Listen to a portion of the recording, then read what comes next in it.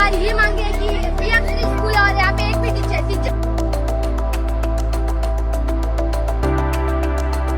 सभी के टीचर लगाए, वरना तब तक न तो स्कूल का लॉक खुलेगा, 10 बजे तक कोई नहीं आया तो रोड ब्लॉक करेंगे।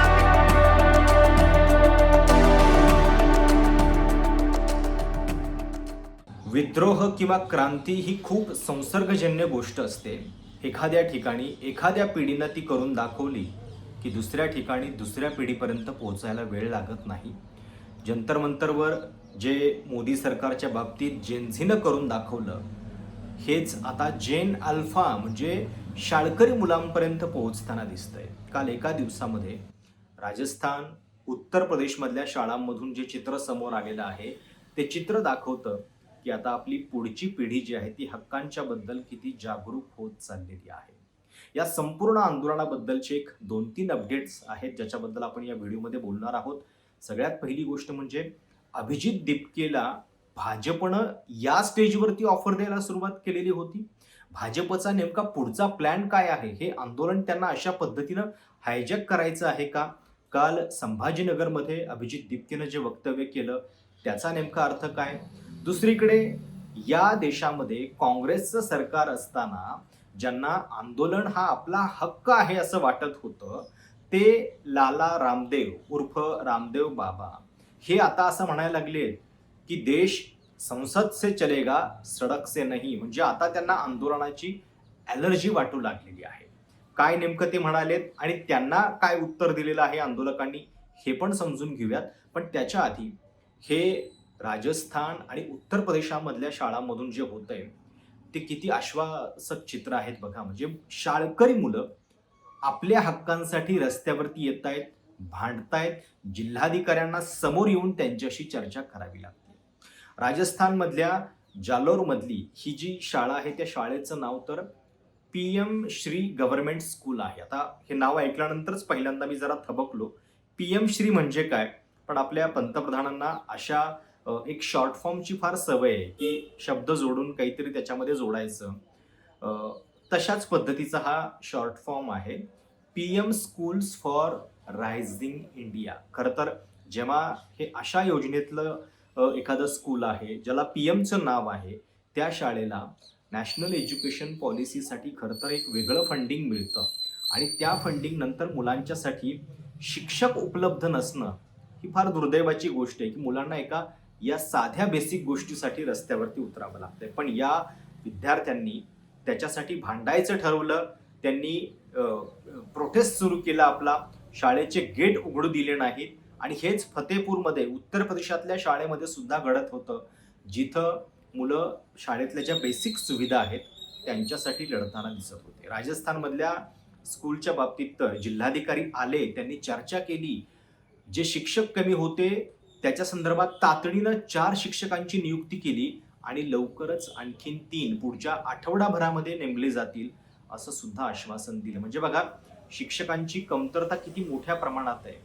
7 शिक्षक जर तुम्हाला या आंदोलनानंतर नेमावे लागतात एका शाळेमध्ये, तर तुम्ही पीएमचं नाव असलेल्या शाळेमध्ये किती बेसिक गोष्टी देत नव्हता हे सुद्धा याच्यामध्ये लक्षात येतं। आणि या मुलीचं तुम्ही भाषण पण एक थोडक्यात ऐका, तुम्हाला लक्षात येईल की पुढची पिढी आपल्या हक्कांच्या बद्दल किती जागरूक होत चालली आहे। आवर्जून ऐका। सरकार से हमारी ये मांग है कि पीएम श्री स्कूल और यहाँ पे एक भी टीचर है, सेकंड गेट के एक भी टीचर नहीं है और फर्स्ट ग्रेड है उनके अंदर 2 टीचर है, एक है हिस्ट्री के और एक है हिंदी के। और हिस्ट्री के जो टीचर है वो प्रिंसिपल का पद संभाले, तो उनको भी टाइम मिलता है तो भी पढ़ाते लिखते। तो इनसे हमारी मांग है सेकंड ग्रेड, फर्स्ट ग्रेड और थर्ड ग्रेड L1 L2 सभी के टीचर लगाए, वरना तब तक न तो स्कूल का लॉक खुलेगा, 10 बजे तक कोई नहीं आया तो हम रोड ब्लॉक करेंगे। आता खरं तर राजस्थान किंवा उत्तर प्रदेश जिथं फतेपूरमध्ये हे आंदोलन होतंय, दोन्ही ठिकाणी डबल इंजिन सरकार आहे। केंद्रात भाजप, राज्यात भाजप, तरी सुद्धा इथल्या शाळांमध्ये विद्यार्थ्यांच्यावरती अशा आंदोलनाची वेळ येणं हे खरं तर फार दुर्दैवी आहे। आणि जेन अल्फा ही आता एक पुढची पिढी आहे। जेन झीशी तुम्ही बघितलं त्यांचा काय अवतार आहे विरोधात लढताना तुमच्या, आणि आता जेन अल्फा सुद्धा तुम्हाला हे सांगतेय की या देशामध्ये जर तुम्ही आमच्या कामाच्या गोष्टी नाहीत बोललात तर आम्ही त्याच्याबद्दल अशा पद्धतीनं रस्त्यावरती येऊ। त्यामुळे पुढच्या पिढ्या दाखवतायत जुन्या जाणत्या अंकल आणि आंटींना की लढायचं कसं असतं हे चित्र या निमित्तानं दिसतंय. आता येऊयात कालच्या एका अजून अतिशय सरप्रायझिंग वक्तव्याकडं. काल अभिजित दिपके जेव्हा संभाजीनगरमध्ये पोहोचला तेव्हा त्यानं भाजपच्या बद्दल एक फार धक्कादायक विधान केलं.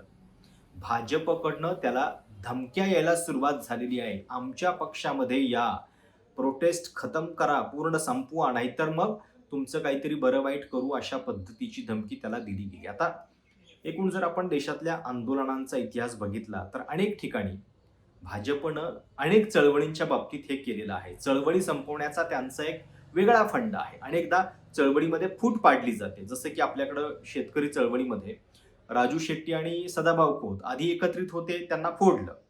इतर सगळ्या चळवळींच्या बद्दल सुद्धा हेच केलं जातं. गुजरातमधलं उदाहरण घ्या तुम्ही. हार्दिक पटेलनं जेव्हा आरक्षणाच्या मुद्द्यावरती एवढं मोठं आंदोलन केलं, नंतर याच हार्दिक पटेलची एक सीडी येते आणि मग आता तो कुठं आहे विचारा, तो आता भाजपमध्ये आहे.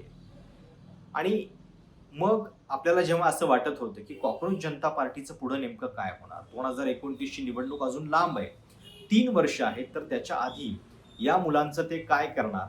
अर्थात आत्ता या राजकारणाची चर्चा करणं हे पूर्णपणे उथळपणाचं आणि इमॅच्युरिटीचं लक्षण होईल. कारण आत्ता कुठं या संपूर्ण व्यवस्थेच्या विरोधातला एक राग तरुणाई कशा पद्धतीनं व्यक्त करते आणि जे आजवर बाकीच्या कोणाला जमलं नव्हतं ते त्यांनी करून दाखवलेलं आहे, याच्याबद्दल आपण समाधानी राहिलं पाहिजे. किमान पंतप्रधान मोदींच्या प्रतिमेचा जो फुगवटा आहे तो फोडण्याचं काम या आंदोलकांनी केलेलं आहे. पण जर स्वतः अभिजित दिपके हे वक्तव्य करत असेल तर याचा अर्थ स्पष्ट आहे की भाजप कुठल्या ना कुठल्या टप्प्यावरती हे करण्याच्या इराद्यामध्ये असू शकतं का. काल संभाजीनगरमध्ये अभिजित दिपकेनं या सगळ्याबद्दल नेमकं काय म्हटलं ऐका. सर, आज आपको बीजेपी की तरफ से कोई ऑफर हुई है ज्वाइन करने के लिए? अब तक धमकियां बहुत मिली कि बीजेपी में आ जाओ, अच्छा रहेगा तुम्हारे लिए, तुम्हारे परिवार के लिए. तो मुझे तो मतलब बहुत शर्म आती है कि इतने बड़े प्रधानमंत्री, इतने बड़े अमित शाह, उनके पोते की उम्र का मैं हूँ, उनके पोते की उम्र के बच्चों को इस तरह की धमकियां देते हैं. मतलब क्या फायदा तुम्हारे इतने बड़े प्रधानमंत्री या गृहमंत्री होने का, अगर तुम्हें बच्चों को इस तरह की धमकियां देनी पडती है. त्यामुळं बघावं लागेल आपल्याला पुढं की भाजप या सगळ्या आंदोलकांना कसं हाताळतंय. आता देशवासियांना ही पण उत्सुकता आहे की कॉक्रोच जनता पार्टी इतर कुठले मुद्दे हातात घेणार का. इथेनॉलचा मुद्दा आहे, EVMचा मुद्दा आहे. काल अभिजित दिपकेनं हे पण सांगितलं की शेतकऱ्यांच्या सोबत पण आम्ही आहोतच. मी स्वतः शेतकऱ्याचा मुलगा आहे आणि या सगळ्या प्रश्नांच्या बाबतीत जेव्हा त्याला तुमची राजकीय पार्टी बनणार का हा प्रश्न विचारला तेव्हा त्यानं अतिशय मार्मिक उत्तर दिलं. तेव्हा त्यानं सांगितलं की आपल्या देशाचा प्रॉब्लेमच हा झाला आहे की आपण एका व्यक्तीच्या पाठीमागं पळतो.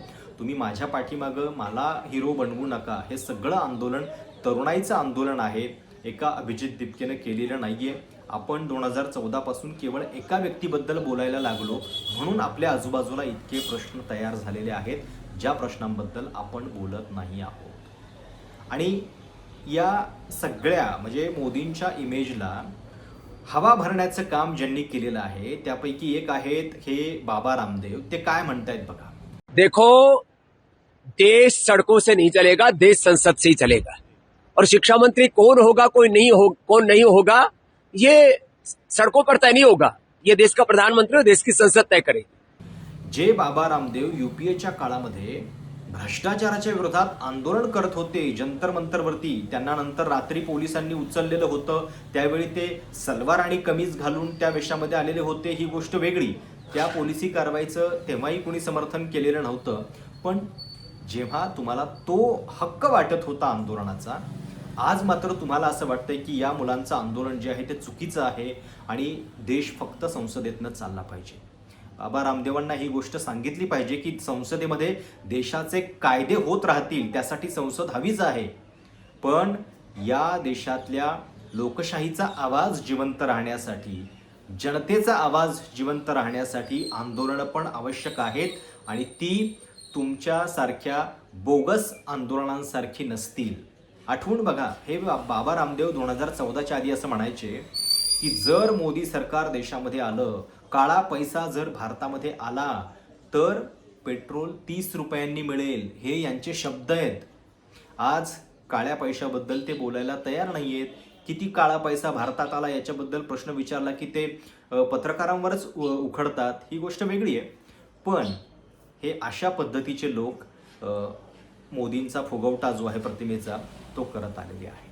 त्यामुळं या सगळ्या ज्या घडामोडी गेल्या 24 तासामध्ये घडत आहेत, जेन अल्फा आता आंदोलन करते, शाळकरी मुलं आंदोलन करतायत, अभिजित दिपकेला तिकडं अशा पद्धतीच्या धमक्या येत आहेत आणि यातच राहुल गांधींनी सुद्धा सरकारला इशारा दिलेला आहे की तुम्ही आता भूतकाळ झालेला आहात. मोदी शहांना राहुल गांधी ठणकावून सांगतायत तुम्ही आता या देशाचा पास्ट झालेला आहात. तुम्ही आता एकच काम करा, देशाच्या भविष्याशी खेळायचा प्रयत्न करू नका. अमित शहांना या सगळ्या मुद्द्यावरनं, लाठीचाराच्या मुद्द्यावरनं जे प्रश्न संसदेत राहुल गांधींनी विचारले त्याच्यानंतर गृहमंत्री गायब आहेत. अजूनही त्यांनी कुठलंही स्पष्टीकरण दिलेलं नाहीये, ना संसदेत ना संसदेच्या बाहेर, आणि म्हणून हा प्रश्न जो आहे तो सातत्यानं विचारला जातो. त्यामुळं हे सगळं बघितल्यानंतर तुम्हाला नेमकं काय वाटतं? तुमच्या काय प्रतिक्रिया आहेत शाळकरी विद्यार्थ्यांच्या आंदोलनाबद्दल? आणि PM श्री म्हणजे पंतप्रधानांचं नाव असलेल्या शाळेमध्ये अशा पद्धतीच्या आंदोलनाची वेळ येणं हेच किती दुर्दैवी आहे. पुढची पिढी आपली जागृत होऊ लागलेली आहे का? त्याच्यामध्ये एक आशा दडलेली आहे का? तुम्हाला काय वाटतं कमेंट्समध्ये नक्की कळवा आणि चॅनल सबस्क्राईब करायला विसरू नका.